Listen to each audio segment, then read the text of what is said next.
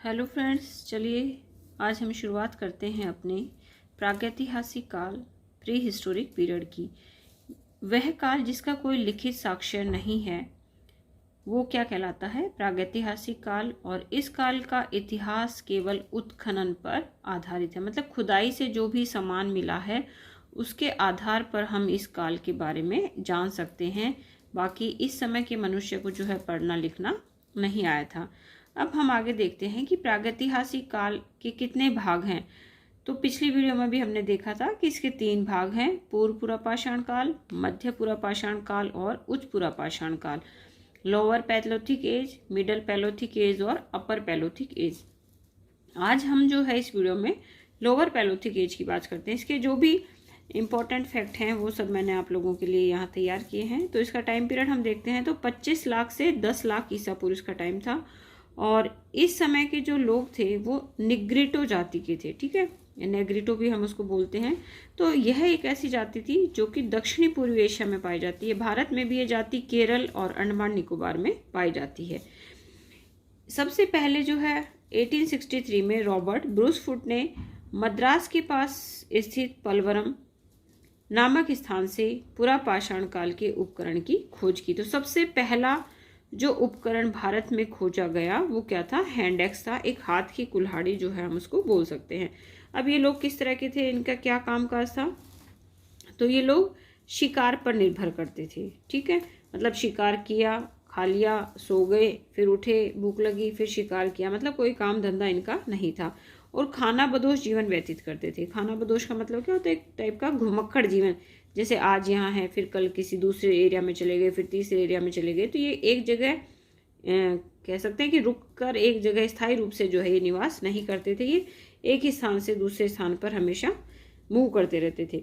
इस काल के उपकरणों को अब हम 2 भागों में बांट सकते हैं, ठीक है। चॉपर चॉपिंग, जो कि हमें कहाँ से मिला है? पंजाब की सोहन घाटी से। दूसरा है हैंड एक्स, जो कि मद्रास के बदमदुरई और अतिरपक्कम नामक स्थान से मिला है। टोटल यहाँ से 4 जगह से हमें ये मिला है। कहाँ पे? साउथ में, मद्रास में, तमिलनाडु में। अब इस काल के हम उपकरणों की बात करते हैं। जो टूल्स थे वो किसके बने थे? तो कार्डजाइट पत्थर या इसको जिसको हम स्फटिक भी बोलते हैं उससे बने थे। अब हम देखते हैं कि भारत में इसके कौन कौन से स्थान थे। तो भारत में सोहन घाटी की हमने पीछे बात करी है, जो कि पाकिस्तान पंजाब में है। दूसरा कश्मीर में है। थार का रेगिस्तान में डीडवाना से ये मिले हैं और चित्तौड़ से।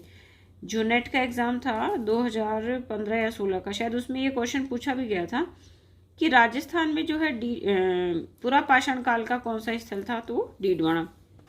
फिर है भीमबेटका की गुफाएं, ये सभी को पता है आप लोगों को, एमपी में नर्मदा नदी के किनारे हैं।